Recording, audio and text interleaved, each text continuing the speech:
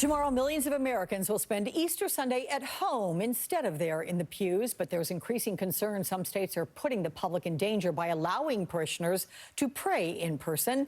NBC's Sam Brock is joining me from Miami, Florida. That's one of the states that is certainly under the microscope this weekend for this reason.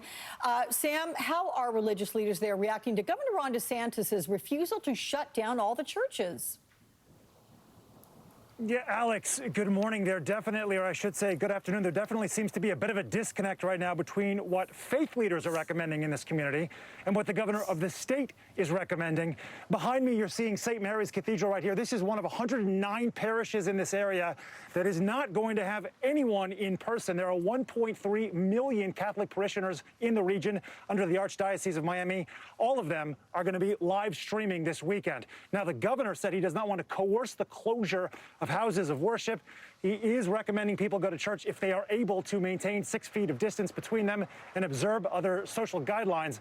The question now becomes, though, what are we going to see this weekend? So starting tomorrow on Easter Sunday, we are anticipating in Orlando with the church arena there, which was open for Palm Sunday. The pastor says he is going to be doing it all over again for Easter Sunday, and that people there should be definitely maintaining their social distancing, but that he wants them to come out. Stay at home, he said, Monday through Saturday. Come out to church on Sunday. Alex, there's video of him actually touching people in the forehead from Palm Sunday as he blesses and heals them. That's going on in Orlando. Over in Baton Rouge, there's the Life Tabernacle Church. That church is expected to convene 2,000 plus people tomorrow. The pastor, Tony Spell, had been previously arrested for a gathering of more than 50 people. He says he's going to go forward with it regardless. Anyway, this time around, there are other examples of this kind of thing in Houston, Philadelphia, other hotspots around the country. I was able to speak with the Archbishop of Miami to ask him specifically what he thinks about what we're expecting to unfold this weekend.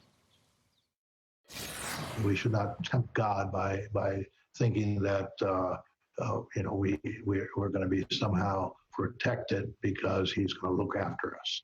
That's kind of tempting God, is being foolish.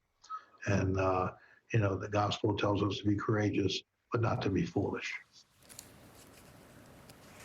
Now, Alex, I want to turn your attention to some video that we have in New Orleans, where there is a ban on religious gatherings in that state of Louisiana.